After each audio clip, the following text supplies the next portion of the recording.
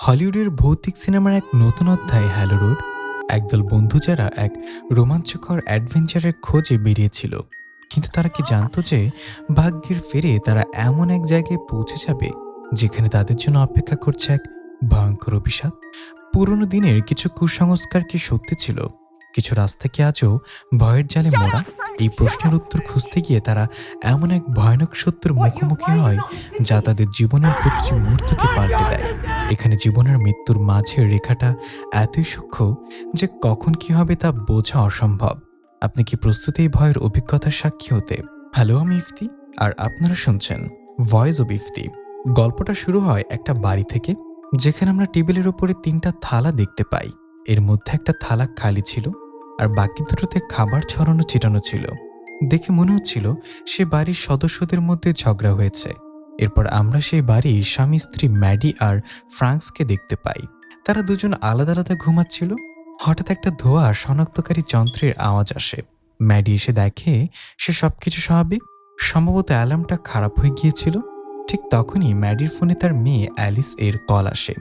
Alice তার বাবা ফ্রাঙ্কের গাড়ি নিয়ে বাইরে গিয়েছিল, আর রাতও অনেক হয়েছিল। ফ্রাঙ্কও সেখানে চলে আসে আর তার গাড়ির ব্যাপারে জিজ্ঞাসা করে। রাত প্রায় 2টা বেজে গিয়েছিল, আর অ্যালিসের ফিরতে আরও দেরি হবে। অ্যালিসকে নিয়ে যখন ম্যাডি আর ফ্রাঙ্ক কথা বলছিল, তখনই অ্যালিসের ফোন আবার আসে। এবার ম্যাডি ফোনটা ধরে।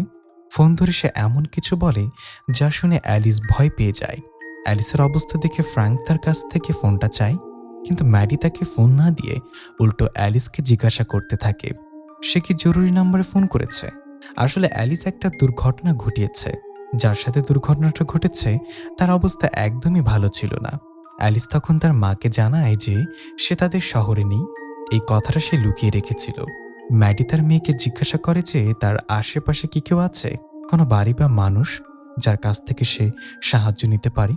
কিন্তু অ্যালিসের আশেপাশে কিছুই ছিল না। এটা শুনে ম্যাডি খুব ভয় পেয়ে যায়, আর তাকে দেখে তার স্বামী ফ্রাঙ্কও বেশ আতঙ্কিত হয়ে পড়ে। ম্যাডি আবার জিজ্ঞাসা করে সে অ্যাম্বুলেন্সকে ফোন করেছে কিনা। অ্যালিস বলে যে সে করেছে, আর অ্যাম্বুলেন্সও দ্রুত চলে আসবে। ম্যাডি একই জিনিস বারবার জিজ্ঞাসা করতে থাকে। ফ্রাঙ্ক তখনও বুঝতে পারছিল না যে কি হয়েছে, কে আহত হয়েছে। ম্যাডি তখন ফ্রাঙ্কের হাতে ফোনটা দেয়, আর অ্যালিস তার বাবাকেও সবকিছু খুলে বলে। ফ্রাঙ্কও খুব ভয় পেয়ে যায়, আর সে অ্যালিসকে ফোনে লাইনে থাকতে বলে। অ্যালিস তখন তার মায়ের সাথে কথা বলে, আর তার মা তার কাছে যাওয়ার জন্য তৈরি হচ্ছিল। অ্যালিস তখন তার ঠিকানাটা জানায়। ঠিকানাটা ছিল অ্যাশফক ফরেস্ট, হ্যালো রোড, যা এই সিনেমার নাম। আর এই কারণেই অ্যালিসের আশেপাশে কোনো মানুষ ছিল না। ফ্রাঙ্ক তাড়াতাড়ি গাড়ি চালু করে। গাড়িটা শুরু হতে একটু ঝামেলা করলেও শেষ পর্যন্ত চালু হয়ে যায়। গাড়িটা বেশ খারাপ অবস্থায় ছিল, কিন্তু ম্যাডি আর ফ্রাঙ্ক তাদের মেয়েকে বাঁচানোর জন্য সেখান থেকে বেরিয়ে পড়ে। অ্যালিস জানায় যার সাথে তার দুর্ঘটনা ঘটেছে সে একটা মেয়ে, আর তার বয়স অ্যালিসের মতোই। অ্যালিস বলে যে সেই মেয়েটি একদমই নড়ছে না, আর তার শরীর থেকে রক্ত বের হচ্ছে। ম্যাডি একজন প্যারামেডিক ছিল, তাই সে অ্যালিসকে নির্দেশ দিতে শুরু করে। সে অ্যালিসকে মেয়েটিকে সিপিআর দিতে বলে, কিন্তু তাতে কিছু হয় না। তখন ম্যাডি অ্যালিসকে বুকে চাপ দিতে বলে। অ্যালিস তাই করে, আর বারবার বুক চাপ দিতে থাকে। কিন্তু ফ্রাঙ্ক ফোনটা মিউট করে ম্যাডিকে বলে সে এটা করতে পারবে না। কিন্তু ম্যাডি জানতো যে মেয়েটিকে বাঁচাতে হলে এটা করতেই হবে। কিন্তু সিপিআরে কিছুই হচ্ছিল না। অ্যালিস আবার সিপিআর দেওয়ার চেষ্টা করে, কিন্তু এবার মেয়েটির বুকের হাড় ভেঙে যায়। দেখে মনে হচ্ছিল যেন অ্যালিস তার পাঁজরের হাড় ভেঙে দিয়েছে। এতে অ্যালিস আরও বেশি আতঙ্কিত হয়ে পড়ে। তার মা তাকে শান্ত হতে বলে, আর তার বাবা তাকে গাড়িতে গিয়ে বসতে বলে। ফ্রাঙ্ক বলে যে সে যেন গাড়িতে বসে অ্যাম্বুলেন্সের জন্য অপেক্ষা করে। ফ্রাঙ্ক মনে করে যে মেয়েটি মারা গিয়েছে, আর ঠিক তখনই অ্যালিসের ফোনটা কেটে যায়। ফ্রাঙ্ক আবার ফোন করে, কিন্তু অ্যালিসকে পাওয়া যায় না। তখন সে ভয়েস নোট পাঠিয়ে তাকে ফোন ধরতে বলে। ফ্রাঙ্ক এবং ম্যাডি দুজনে খুব ভয় পেয়ে গিয়েছিল। তারা এই ব্যাপারে কথা বলছিল। ফ্রাঙ্কের মতে যে মেয়েটিকে অ্যালিস ধাক্কা দিয়েছে সে মারা গেছে। ম্যাডি তখন সিগারেট ধরায়, কিন্তু ফ্রাঙ্ক তাকে সিগারেট ফেলে দিতে বলে। এরপর ফ্রাঙ্ক ম্যাডিকে জিজ্ঞাসা করতে থাকে পুলিশ কি করবে। ফ্রাঙ্কের মাথায় একটা কথা আসে যে এত রাতে এত অন্ধকার জঙ্গলে সেই মেয়েটা কি করছিল, কারণ রাত প্রায় 3টা বেজে গিয়েছিল। মেয়েটা হয়তো কোথাও থেকে পালিয়ে আসছিল, আর অ্যালিসের গাড়ির সামনে চলে এসেছিল। ফ্রাঙ্ক তখন প্যানিক হয়ে নিজেই থিওরি তৈরি করতে থাকে। সে প্যানিকের কারণে এইসব কথা বলছিল। ম্যাডি তখন তাকে জিজ্ঞাসা করে তাদের মেয়ে কি করছিল সেই জঙ্গলে। ফ্রাঙ্ক বলে যে সে হয়তো সেই রাস্তা দিয়েই যাচ্ছিল, কারণ সেটি তাদের বাড়ি ফেরার রাস্তা। তখন ম্যাডি তার ভুল ভেঙে দেয়। সে বলে যে অ্যালিস বাড়ির দিকে আসছিল না, বরং বাড়ি থেকে দূরে যাচ্ছিল, আর এই সব কিছু তাদের ঝগড়ার কারণে হয়েছিল। আসলে রাতের খাবারের সময় ফ্রাঙ্ক আর ম্যাডির ঝগড়া হয়েছিল, আর এতে বিরক্ত হয়ে অ্যালিস বাড়ি থেকে বেরিয়ে গিয়েছিল। এসব কথার মাঝে ফ্রাঙ্ক আবার তার মেয়েকে ফোন করে, আর এবার ফোনটা লেগে যায়। অ্যালিস জানায় যে সে গাড়িতে বসে আছে। তার বাবা তাকে বলেন যে সে যেন ঘাবড়ে না যায়, তিনি কাছাকাছি আছেন আর তাড়াতাড়ি তাকে নিয়ে চলে আসবেন। কিন্তু ম্যাডি বলে যে সে সেখানে থেকে যেতে পারবে না, কারণ যদি সে চলে যায় তাহলে হিট অ্যান্ড রানের মামলা হতে পারে। যাই হোক, এখন তার অ্যালিসাকে অ্যাম্বুলেন্সের ব্যাপারে জিজ্ঞাসা করে যে অ্যাম্বুলেন্সের কি হলো, আর সে কি কারোর সাথে কথা বলেছে। কিন্তু অ্যালিস জানায় যে তাদের কাছ থেকে কোনো উত্তর আসেনি। অ্যালিস বলে যে সম্ভবত অ্যাম্বুলেন্সের আসতে দেরি হচ্ছে। এরপর তার মা ম্যাডি অ্যালিসকে জিজ্ঞাসা করে যে সে অ্যাশফোক ফরেস্টে কি করছিল। ম্যাডি জোর দিয়ে জিজ্ঞাসা করে কি হয়েছে আর তুমি কেন ওখানে গিয়েছিলে। তখন সে জানায় যে সে জ্যাকবের ফ্ল্যাটে যাচ্ছিল, যে আসলে তার বয়ফ্রেন্ড, কিন্তু সে সেখানে যায়নি। বাড়িতে যে ঝগড়া হয়েছিল তার জন্য সে এমনিতেও খুব দুঃখী ছিল, তাই সে একা থাকতে চেয়েছিল। এই কারণে সে জ্যাকবের ফ্ল্যাটে যাওয়া বাতিল করে দেয়, কারণ জ্যাকব সেখানে থাকতো আর অ্যালিসের একা থাকা দরকার ছিল। অ্যালিস জানায় যে সে অ্যাশফোক ফরেস্টের দিকে আসছিল, কারণ সে তার আগের বন্ধুদের সাথে এখানে ক্যাম্পিং করতে এসেছিল, আর এখানে তার বয়ফ্রেন্ড জ্যাকবের সাথে তার প্রথম দেখা হয়েছিল। সে বাড়িতে যেতে চায়নি, কারণ তার মা তখন বাড়িতেই ছিল। ঝগড়ার সময় তার মাও তাকে খুব বাজে কথা বলেছিল, আর এই কারণেই সে সেখানে এসেছিল। তার মা জিজ্ঞাসা করে যে সে অ্যাশফোক ফরেস্টে কখন পৌঁছেছিল। অ্যালিস জানায় যে রাত 10টায়, কিন্তু এই কথাটা বেশ অদ্ভুত ছিল। আর তার মা ম্যাডিরও সন্দেহ হয়, কারণ 5 ঘন্টা কেটে গিয়েছিল, আর এই 5 ঘন্টার মধ্যে কি করে দুর্ঘটনা ঘটল তা বোঝার কোনো উপায় ছিল না। কিন্তু অ্যালিস এখানে বলতে শুরু করে যে সে সেখানে ঘুমিয়ে পড়েছিল, আর তার মা বুঝতে পারে যে সে তার মেয়ে নিশ্চয়ই ড্রাগ নিয়েছে। এরপর অ্যালিস এটা মেনেও নেয় যে হ্যাঁ, সে ড্রাগস নিয়েছিল। সে MDMA নামের একটা খুব বিপজ্জনক ড্রাগ নিয়েছিল, তাই হয়তো সে ডোজের কারণে ঘুমিয়ে গিয়েছিল। অ্যালিসের মা ম্যাডি জিজ্ঞাসা করে যে সে কেন ড্রাগস নিয়েছিল। তখন সে জানায় যে তার আরাম দরকার ছিল, যেটা সে ড্রাগস থেকে পায়। সে খুব বেশি মানসিক চাপে ছিল। এরপর অ্যালিসের বাবা ফ্রাঙ্ক আবার তাকে অ্যাম্বুলেন্সের ব্যাপারে জিজ্ঞাসা করে। তখন সে কাঁদতে কাঁদতে জানায় যে ভয় সে অ্যাম্বুলেন্সকে ফোনই করেনি, কারণ সে খুব বেশি ভয় পেয়ে গিয়েছিল। এই কথা শুনে ম্যাডি খুব রেগে যায়। সে বলে যে যদি অ্যাম্বুলেন্স আসতো তাহলে সেই মেয়েটির জীবন বেঁচে যেত। তুমি কেন এমনটা করলে। ম্যাডি বলে যে তাদের পুলিশকে ফোন করতেই হবে, আর এখন যা হবে তা তাদের মেনে নিতে হবে।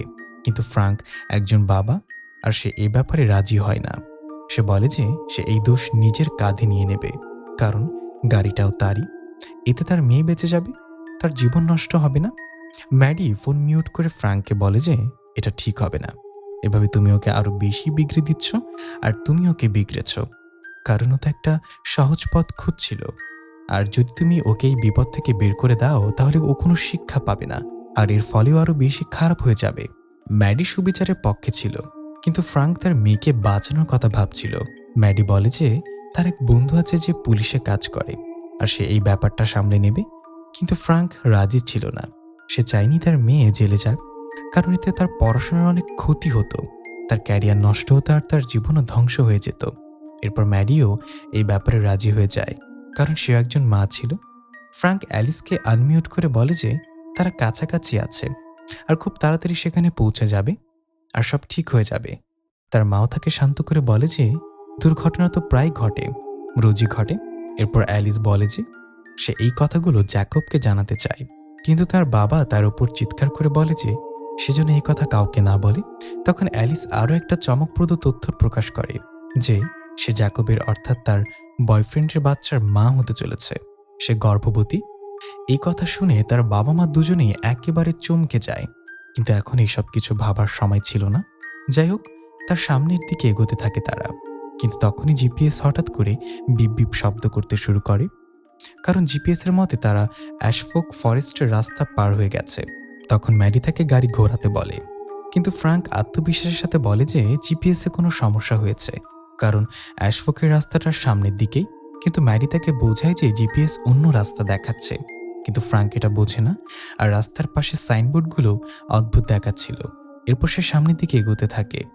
একটু পর অ্যালিস জানায় যে সে তাদের গাড়ির হেডলাইট দেখতে পাচ্ছে, মানে তারা বেশি দূরে নেই। তখন তার বাবা বলে যে তারা এখনও অ্যাশফোক থেকে অনেক দূরে আছে, এর মানে এটা অন্য গাড়ি হবে। এরপর তার বাবা তাকে বলে যে তাড়াতাড়ি লাশটাকে সরিয়ে ফেলো, যাতে কারোর চোখে না পড়ে। আর অ্যালিস ঠিক সেটাই করতে শুরু করে। কিন্তু তখনও অ্যালিসই চিৎকার করে ওঠে, কারণ সে মেয়েটির চেহারা হঠাৎ করে পাল্টে গিয়েছিল।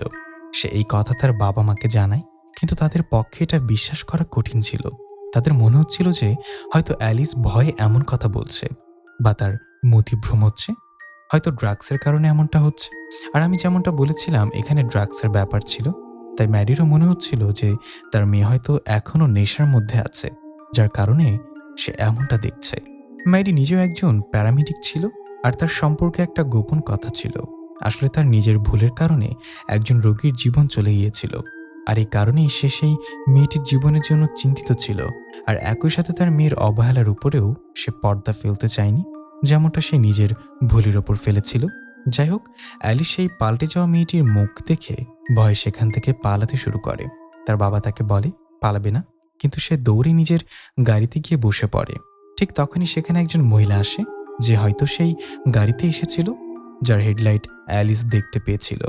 সেই মহিলা অ্যালিসের কাছে এসে তার সাথে কথা বলতে শুরু করে, আর ম্যাডি অ্যালিসকে বলে যে সে যেন কোনোভাবে তাকে সেখান থেকে পাঠিয়ে দেয়। যাই হোক, এখন এই মহিলা অ্যালিসকে সাহায্য করার কথা বলে যে যদি কিছু হয়ে থাকে তাহলে সে আর তার স্বামী তাকে সাহায্য করতে পারে। তার স্বামীও তার সাথে ছিল, কিন্তু অ্যালিস তাকে কোনোভাবে সেখান থেকে পাঠানোর চেষ্টা করছিল, কিন্তু সে মহিলা সেখান থেকে একটু চুলও নড়ে না, আর অ্যালিসকে একের পর এক প্রশ্ন করতে থাকে। সে মহিলা অ্যালিসকে বলে যে তাকে দেখে চিন্তিত মনে হচ্ছে, কি হয়েছে? তখনই অ্যালিস তাকে বলে যে সে একটা হরিণকে ধাক্কা দিয়েছে, যেটা হঠাৎ করে তার সামনে চলে এসেছিল। তখন সে মহিলা বলে যে এখানে তো কোনো হরিণ থাকে না, হয়তো সেটা একটা কুকুর ছিল। এখন সে মহিলা অ্যালিসের পেছনে লেগেছিল। তখন সে সেই মহিলাকে বলে যে তার বাবা মা ফোনে আছে, আর তারা রাস্তায় আছে, খুব তাড়াতাড়ি এখানে পৌঁছে যাবে।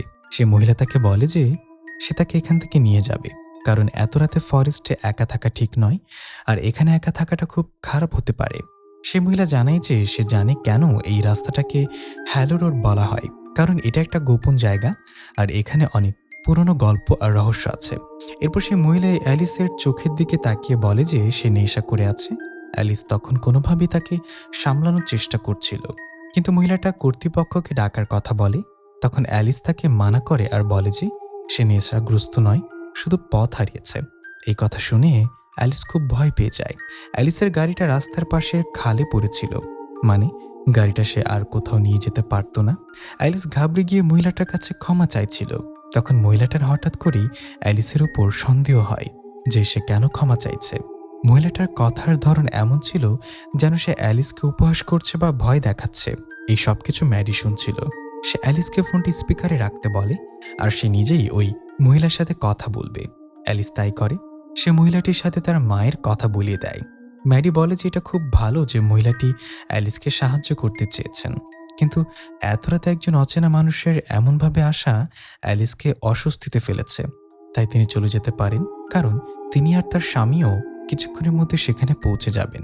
তখন সে মহিলা জিজ্ঞাসা করে, এটা কি ঠিক হবে? আপনার মেয়েকে এত রাতে এই ঘন জঙ্গলে একা রেখে যাও? ম্যাডি বলে, হ্যাঁ, এটা ঠিক হবে, আপনি যেতে পারেন। এটা শুনে মহিলাটি আবার অ্যালিসকে জিজ্ঞাসা করে, আমি কি চলে যাব? অ্যালিস হ্যাঁ বলে। মহিলাটি তখন সেখান থেকে চলে যেতে শুরু করে, কিন্তু অ্যালিস দেখতে পায় যে সেই মহিলা আর তার স্বামী সেই মেয়েটাকে খুঁজতে শুরু করেছে, যাকে অ্যালিস ধাক্কা দিয়েছিল। তখন তারা সেই মেয়েটার লাশ খুঁজে পায়। এটা দেখে অ্যালিস ঘাবড়ে গিয়ে গাড়ি চালু করে দেয়, কিন্তু অ্যালিসের বাবা ফ্রাঙ্ক এইসব শুনে বলে, না, তুমি এভাবে পালাতে পারো না, এটা একটা দুর্ঘটনা ছিল, পুলিশ আসছে, তাদের বলো। কিন্তু অ্যালিস থামে না। এর মধ্যে সে মহিলা অ্যালিসকে গাড়ির ইঞ্জিন বন্ধ করতে বলে, কিন্তু সে থামছিল না। তখন সে মহিলা তার স্বামীকে জানালার দিকে ইশারা করে। তার স্বামী জানালা ভেঙে দেয়, আর অ্যালিসের চিৎকার শোনা যায়, আমাকে ছেড়ে দাও, আমাকে ছেড়ে দাও। তার চিৎকার শুনে তার বাবা মা দুজনেই ভয় পেয়ে যান, কিন্তু হঠাৎ করে ফোনটা কেটে যায়। তখন তারা দুজনেই আবার অ্যালিসকে ফোন করার চেষ্টা করে, কিন্তু কল লাগে না। তখন ফ্রাঙ্ক দ্রুত গাড়ি চালাতে শুরু করে। এরপর তারা আবার অ্যালিসকে ফোন করার চেষ্টা করে, আর এইবার অবশেষে কলটা লাগে। সেই মহিলা বলে যে এরা আগে থেকে সব জানতো, কিন্তু কিছুই বলেনি, তারা সবটা চাপা দেওয়ার চেষ্টা করেছে। ম্যাডি অ্যালিসকে ফোন দিতে বলে, কিন্তু সেই মহিলাটা ফোন দেয় না।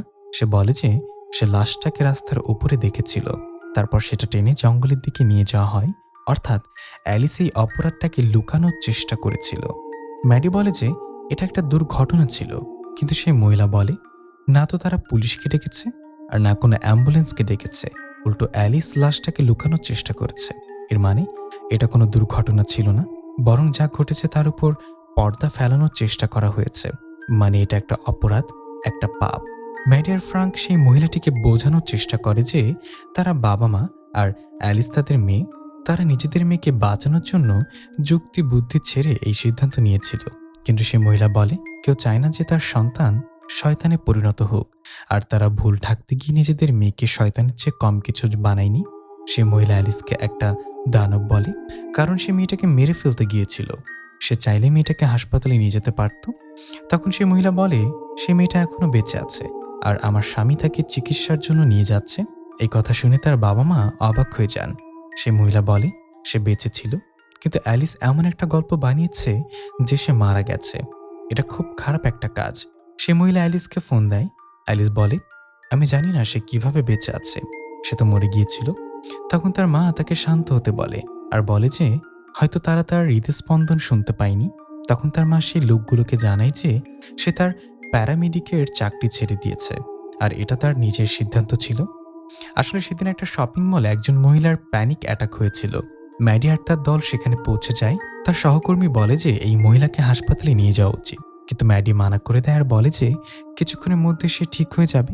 কিন্তু তা হয়নি, তার অবস্থা আরও খারাপ হয়ে যায়, আর অ্যাম্বুলেন্সের মধ্যে তার হার্ট অ্যাটাক হয়। ম্যাডি সিপিআর দিয়ে তাকে বাঁচানোর অনেক চেষ্টা করে, কিন্তু সে বাঁচতে পারেনি, আর সেখানেই মারা গিয়েছিল। এই ঘটনার জন্য ম্যাডির খুব অনুশোচনা ছিল। সবাই ভেবেছিল এটা একটা সাধারণ ভুল, তাই কেউ ম্যাডিকে কিছু বলেনি। কিন্তু ম্যাডি এতটাই অপরাধবোধে ভুগছিল যে সে নিজেই চাকরি ছেড়ে দিয়েছিল। এটা ম্যাডির নিজের সিদ্ধান্ত ছিল।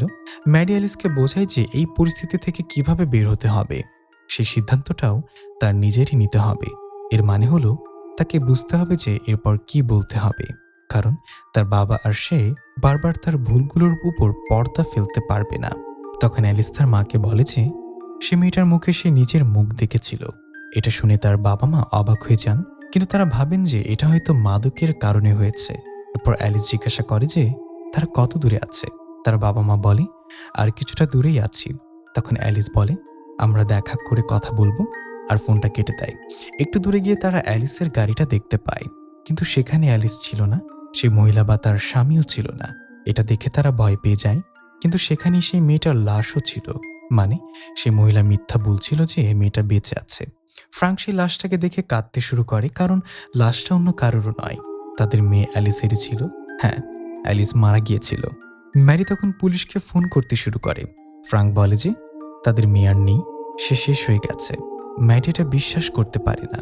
সে লাশটা দেখে আর সেটা তার মেয়েরই ছিল। এটা দেখে সেও হতবাক হয়ে যায়, কিন্তু সে এখনো বিশ্বাস করতে পারছিল না। তখন সে তার মেয়ের নাম্বারে কল করে, আর এটা আরও অবাক করার মতো যে অ্যালিস ফোনটা ধরে। মনে হচ্ছিল যে অ্যালিস বেঁচে আছে। অ্যালিস জানায় যে তার শরীর খারাপ লাগছে। ম্যাডি জিজ্ঞাসা করে অ্যালিস তুমি কোথায়? সে বলে যে সে এখনো জঙ্গলে আছে। এরপর তারা গাড়িতে ওঠে আর ফ্রাঙ্ক দ্রুত গাড়ি চালাতে থাকে। অ্যালিস ফোনে ছিল আর সে সেই মহিলাকে সেই মেয়েটার ব্যাপারে জিজ্ঞাসা করে। সে মহিলা বলে যে সে মেয়েটা মারা গেছে আর আমি তাকে মেরেছি। সে বলে তোমার বাবা মা আমাকে এই কাজে সাহায্য করেছে। অ্যালিস তার কাছে ক্ষমা চায়, কিন্তু সে মহিলা বলে যে এখন অনেক দেরি হয়ে গেছে। তখন তারা সামনে দুটো রাস্তা দেখতে পায়, আর তারা একটা রাস্তা ধরে এগিয়ে যায়। এর মধ্যে তাদের কথা শুনে বোঝা যায় যে সে মহিলা অ্যালিসকে শাস্তি দিচ্ছিল। সে অ্যালিসকে বলে যে আমি তোমাকে শুদ্ধ করে দেব। এই কথা শুনে অ্যালিস এর বাবা মা আরও ভয় পেয়ে যান। তখন তারা সামনে পুলিশের গাড়ি দেখতে পায়। ফ্রাঙ্ক গাড়ি থেকে নেমে পুলিশকে সামনে যেতে বলে। এর মধ্যেই ম্যাডি শুনতে পায় যে অ্যালিস সেই মহিলার কাছে তাকে ছেড়ে দিতে বলেছে, কিন্তু সেই মহিলা বলে এখন দেরি হয়ে গেছে। তখন অ্যালিস বলে আমি গর্ভবতী। এই কথা শুনে সেই মহিলা বলে তাহলে তো তোমার বাচ্চাকেও তোমার সাথে শুদ্ধ করতে হবে। এটা শুনে অ্যালিস চিৎকার করতে শুরু করে আর হঠাৎ কলটা কেটে যায়। একটা অদ্ভুত আওয়াজও এসেছিল, যেন কিছু একটা ভেঙে গেছে। ফ্রাঙ্কো ততক্ষণে সেখানে চলে এসেছিল আর তারা দুজনেই এইসব শুনে অবাক হয়ে যায়। মানে যা ঘটেছে সেটা তারা জানতো না। তারা অ্যালিসকে আবার ফোন করে, কিন্তু এবার আর ফোন লাগে না। আর সবচেয়ে মজার ব্যাপার হলো এই দিনটা ছিল 31শে অক্টোবর ভোর ৩টা। যাই হোক, পরের দিন সকালে পুলিশ যখন আসে তারা অ্যালিসের লাশটা খুঁজে পায়। পুলিশের মতে অ্যালিসের গাড়িটা একটা খাদে পড়ে গিয়েছিল। সম্ভবত সে নেশা করেছিল। গাড়িটা থেকে বেরিয়ে যখন সে সাহায্য খুঁজছিল তখন তাকে কেউ ধাক্কা মেরে পালিয়ে যায়। তার মানে এতক্ষণ আমাদের যা মনে হচ্ছিল ঘটনাটা আসলে তার উল্টো ছিল। অর্থাৎ অ্যালিস হয়তো তার বাবা মায়ের সাথে গর্ভধারণের ব্যাপারটা নিয়ে ঝগড়া করে বাড়ি থেকে বেরিয়েছিল। সম্ভবত তার বাবা মা তার বয়ফ্রেন্ডকে পছন্দ করতো না, আর গর্ভধারণের ব্যাপারটা তো তাদের একেবারেই ভালো লাগেনি। এই কারণে অ্যালিসের প্লেট খালি ছিল। রাগের মাথায় অ্যালিস গাড়ি নিয়ে বেরিয়ে যায়। এরপর তার গাড়িটা খাদে পড়ে যায়। যখন সে সাহায্য চাওয়ার জন্য বাইরে এসেছিল তখন কেউ তাকে ধাক্কা মেরে পালিয়ে যায় আর তার মৃত্যু হয়। কিন্তু সবচেয়ে অবাক করার মতো ঘটনা ঘটে তখন যখন পুলিশ অ্যালিসের বাবা মায়ের সাথে কথা বলে। তারা পুলিশকে আরেকটা গল্প শোনায়। তাদের মতে এটা তাদের মেয়ের লাশ নয়। তারা বলে যে তাদের মেয়ে শেষ পর্যন্ত তাদের সাথে ফোনে কথা বলেছিল, কিন্তু পুলিশ এটাকে ট্রমা বলে মনে করে। তারা ভাবে যে সম্ভবত মেয়েকে হারানোর দুঃখ সহ্য করতে না পেরে তারা এমনটা বলছে, বা হয়তো তারা এটা কল্পনা করছে। ব্যাস, এখানে হ্যালো রোড সিনেমাটি শেষ হয়ে যায়। তো বন্ধুরা, এটা ছিল হ্যালো রোড সিনেমার গল্প, যার শেষটা হয়তো আপনাদের কাছে খুব বিভ্রান্তিকর মনে হয়েছে। সিনেমার ভেতরে আরও অনেক কিছু ছিল যা মনোযোগ দিয়ে দেখতে হবে। এ ব্যাপারে আমার কাছে 3টি থিওরি আছে যা আমি আপনাদের ভালোভাবে বোঝাবো। সবচেয়ে প্রথম থিওরিটা হলো ক্যাথলিক লোকটার থিওরি। এই থিওরির নাম চেঞ্জলিং ফে।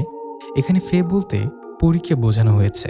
এই থিওরি অনুযায়ী হ্যালো রোডে যে ভৌতিক সত্তাগুলো দেখানো হয়েছে তারা সাধারণ মানুষ বা কোনো কল্পনা নয়।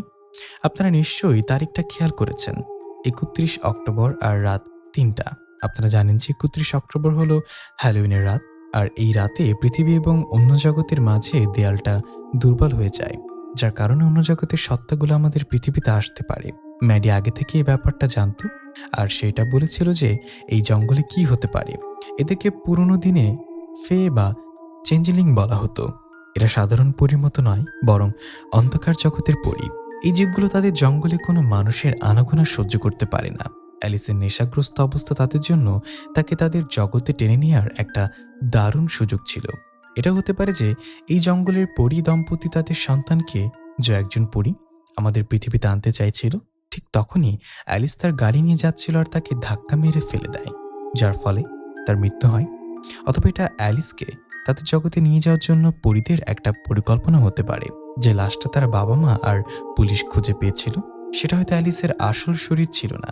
এটা একটা জাদুকরী নকল পরী হতে পারে যা তারা বানিয়েছিল যাতে মানুষ বিভ্রান্ত হয়ে যায়। এর মানে হলো আসল অ্যালিস এখনো বেঁচে থাকতে পারে, কারণ শেষে তার কণ্ঠস্বর শোনা গিয়েছিল। তাকে আর গর্ভের অনাগত সন্তান সহ তাদের জগতে তুলে নিয়ে যাওয়া হয়েছিল। এটা মনে করা হয় যে পরীরা মানুষের বাচ্চাদের খুব পছন্দ করে। অথবা এরা ডাইনিও হতে পারে যারা অ্যালিসকে তুলে নিয়ে গেছে। আমরা ডাইনিদের নিয়ে তৈরি সিনেমাগুলোতে দেখেছি যে তারা বাচ্চাদের সাথে কি করে। এটাও মনে করা হয় যে সিনেমার মধ্যে যে দম্পতিকে দেখানো হয়েছিল তারা আসলে সেই সব সত্তার বিকৃত রূপ যারা মানুষের কণ্ঠস্বর আর চেহারা নকল করতে পারে।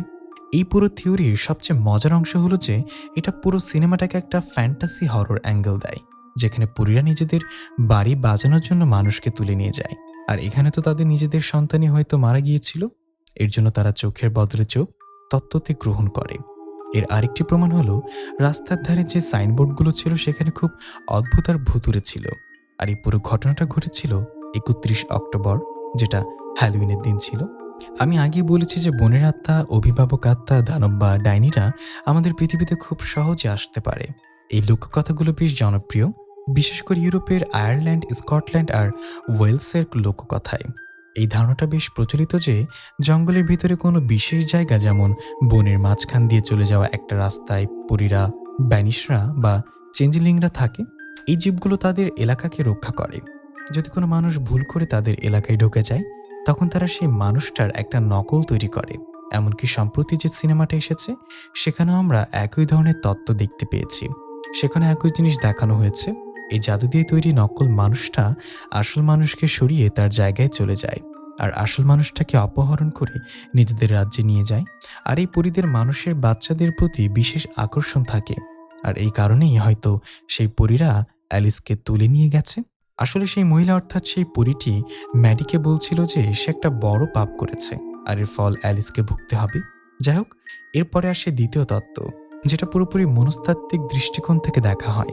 দেখুন, এই সিনেমার ধরন হলো মনস্তাত্ত্বিক ভয়ের, মানে সাইকোলজিক্যাল হরর, তাই এই তত্ত্বের মধ্যে অনেক যুক্তি আছে। এই তত্ত্ব অনুযায়ী সবকিছু তখনই শুরু হয়েছিল যখন অ্যালিস তার বাবা মায়ের সাথে রাত 10টার দিকে খাবার টেবিলে ঝগড়া করছিল। হয়তো সে তার হোস্টেল থেকে বা যেখানে পড়াশোনা করত সেখান থেকে বাড়িতে এসেছিল। অ্যালিসের বাবা মা দুটো জিনিস জানতো না। প্রথমত, সে তার বয়ফ্রেন্ড জ্যাকবের সাথে একসাথে থাকত। দ্বিতীয়ত, সে গর্ভবতীও হয়ে গেছে। এই কারণেই তাদের মধ্যে ঝগড়া হয়েছিল।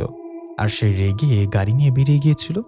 যখন সে তার বাবার গাড়ি নিয়ে জঙ্গলের দিকে যায় তখন সে সম্ভবত খুব মন খারাপে ছিল, আর তখনই এই গাড়িটা একটা দুর্ঘটনার কবলে পড়ে। সে তার বয়ফ্রেন্ডের কাছে যাচ্ছিল, কিন্তু শেষ পর্যন্ত গাড়িটা অ্যাক্সিডেন্ট করে। ঘাবড়ে গিয়ে সে তার বাবা মাকে ফোন করে, আর তারা তাকে উদ্ধার করতে বেরিয়ে পড়ে।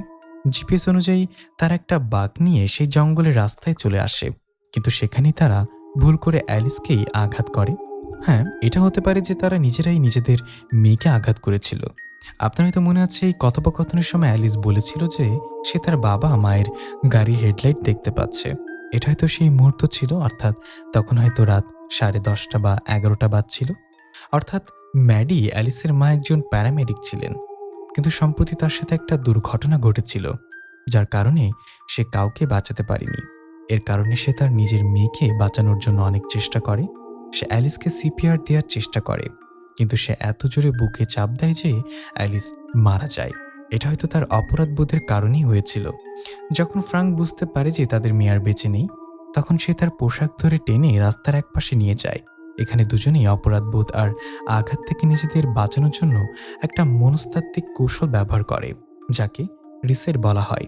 তাদের দুজনের মস্তিষ্ক যেন এক ধরনের রিসেট হয়ে যায়। তাদের মস্তিষ্ক পুরো দৃশ্যটাকে আবার ঘুরিয়ে একটা অন্য বাস্তবতা তৈরি করে, যাতে তারা নিজেদের ভুলটা ঠিক করতে পারে। আর এই তত্ত্বটাকে প্রমাণ করে এই সিনেমার শেষ দৃশ্যগুলো, অর্থাৎ শেষে যে নামগুলো দেখানো হয় সেখানে দেখা যায় যে সেই অপরিচিত মহিলা আর পুরুষটির কণ্ঠ আসলে ম্যাডি আর ফ্রাঙ্কেরই ছিল। অর্থাৎ এই কণ্ঠগুলো তাদের ভেতরের অপরাধবোধের ছিল, তারা যা করেছিল তা নিয়ে। রিসেট হওয়ার পর তাদের জন্য সবকিছু একটা বিভ্রম হয়ে যায়। বাবা মা বাড়িতে ফিরে যায়, আলাদা আলাদা বিছানায় ঘুমায়। অ্যালার্মের শব্দে ঘুম থেকে ওঠে। আর আমার মনে হয় যখন অ্যালিস গাড়ির ধাক্কায় আহত হয়েছিল তখন নিশ্চয়ই ধোঁয়া উঠেছিল, যার কারণে স্মোক অ্যালার্ম বেজে উঠেছিল। আর তারপর তাদের মধ্যে একটা একসাথে বিভ্রম, শেয়ার্ড হ্যালুসিনেশন শুরু হয়। এবার যখন তারা রাস্তায় আসে তখন বাবা ইচ্ছে করে অন্য একটা রাস্তা বেছে নেয়, কারণ সে জানতো যে প্রথমবার বাঘ নিয়ে তারা অ্যালিসকে মেরে ফেলেছিল। কিন্তু তাদের মনে সেই পুরনো দৃশ্যটাই আবার ফিরে আসে। আপনার হয়তো মনে আছে, প্রথমে গাড়িটা ঠিকমতো স্টার্ট হচ্ছিল না, জিপিএসও অদ্ভুত আচরণ করছিল, সাইনবোর্ডগুলো অদ্ভুত ছিল। তারা দুজনেই যা করেছিল তা মেনে নিতে পারছিল না, আর তাদের মস্তিষ্ক সেই বিভ্রমকে সত্যি বলে মেনে নিয়েছিল যে অ্যালিসের সাথে খারাপ কিছু হয়েছে, যেখানে তাদের কোনো হাত ছিল না। আর তারা যা করছিল তা নিজেদের ভুল শুধরানোর জন্য একটা মহড়া ছিল। যখন অ্যালিস ফোনে বলে যে সেই মেয়েটার চেহারা বদলে যাচ্ছে, এর মানে হলো বাবা মা তাদের মনে অ্যালিসকে একটা অন্য শরীরে ঢোকানোর চেষ্টা করছিল। তারা ভাবছিল যে যে মেয়েটি মারা গেছে সে অন্য কেউ, তাদের মেয়ে ঠিক আছে। আর এভাবে তারা নিজেদের ভুলকে রিসেট করে একটা নতুন দৃশ্য তৈরি করছিল। তো বন্ধুরা, এই ছিল হ্যালো সিনেমার সব তথ্য। আশা করি এখন আপনারা এই সিনেমাটা ভালোভাবে বুঝতে পেরেছেন যে আসলে কি হচ্ছিল। আশা করি আপনাদের এটা ভালো লেগেছে। সিনেমাটা বেশ অদ্ভুত আর জটিল, আর এর ওপেন এন্ডিং রাখা হয়েছে। তাই যদি আপনি অন্য কিছু ভাবতে চান তাহলে সেটাও ভাবতে পারেন, এটা আপনার উপর নির্ভর করবে। আমার কাছে যে তত্ত্বটা সবচেয়ে বেশি যুক্তিসঙ্গত মনে হয়েছে সেটা আমি আপনাদের আগেই ব্যাখ্যা করে বলেছি। আশা করি আপনাদের এই ভিডিওটা ভালো লেগেছে। যদি ভালো লেগে থাকে তাহলে অবশ্যই ভিডিওটাতে লাইক এবং সাবস্ক্রাইব করে দিবেন। ধন্যবাদ সবাইকে। দেখা হবে পরবর্তী কোনো মুভি নিয়ে। আল্লাহ হাফেজ।